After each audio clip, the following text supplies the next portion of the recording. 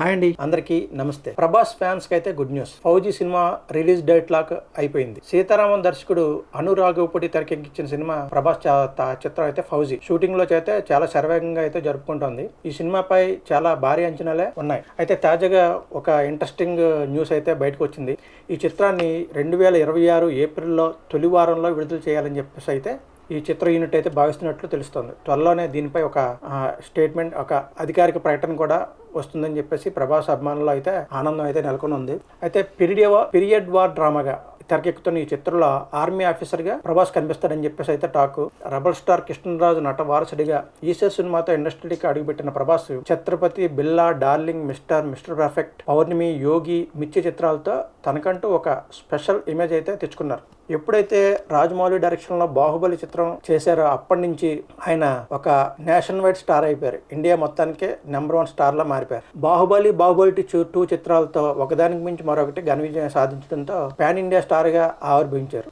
ఆ తర్వాత సాహో, రాధేశ్యామ్, ఆదిపురుష్, సలార్, కల్కి, 2898 AD చిత్రాలని పాన్ ఇండియా స్థాయిలోనే విడుదల చేశారు. చాలా మంది హీరోలు తమ సినిమా మొత్తం థియేట్రికల్ రన్ పూర్తయిన తర్వాత 100 కోట్లు సాధించలేకపోతుంటే ప్రభాస్ మాత్రం సినిమా టాక్ తోనే సంబంధం లేకుండా తొలి రోజే 100 కోట్లు కొల్లగొట్టడం అయితే ఆయనకి అలవాటుగా మారిపోయిందని చెప్పాలి. ఫ్లాప్లు ఇటు అసలు సంబంధం లేదు. ఒకప్పుడు ఈ క్రేజ్ చిరంజీవి గారికి ఉండేది. అలాంటి క్రేజ్ ఇప్పుడు ప్రభాస్కి ఉంది. ఆ క్రేజ్ అంతకంతకు పెరుగుతూ అలాగే పెరుగుతూనే ఉంది తప్ప అసలు తగ్గడమే లేదని చెప్పాలి. ప్రభాస్ చేతుల్లో చాలా సినిమాలే ఉన్నాయి.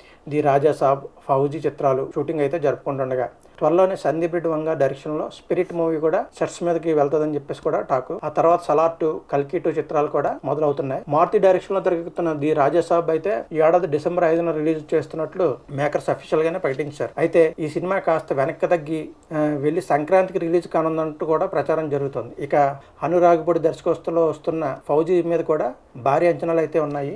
ఈ సినిమా నుంచి ఇప్పటి వరకు ఎలాంటి అప్డేట్ అయితే రాకపోవడంతో ఫ్యాన్స్ లో కొంచెం నిరాశ అయితే ఉంది. అయితే వారి నిరాశను నివృత్తి చేస్తూ సినిమా టీమ్ అయితే ఈ సినిమాని 2026లో ఏప్రిల్లో రిలీజ్ చేస్తున్నట్టుగా కూడా చిన్న లీక్ అయితే వచ్చింది. సో ఏప్రిల్ తొలి వారంలోనే 2026 సంవత్సరంలో ఈ సినిమా అయితే రిలీజ్ అయితే అవ్వచ్చు.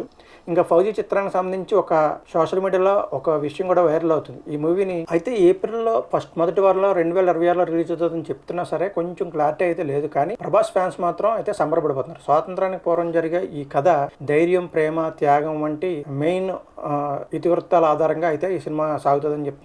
ఏడాదికి కనీసం 2 సినిమాలు చేస్తానని అప్పట్లో ప్రభాస్ మాట ఇచ్చారు. కానీ ప్రభాస్ అందుకోసం ఎంత కష్టపడుతున్నా సరే ఆరోగ్యం సహకరించడం లేదని చెప్పాలి.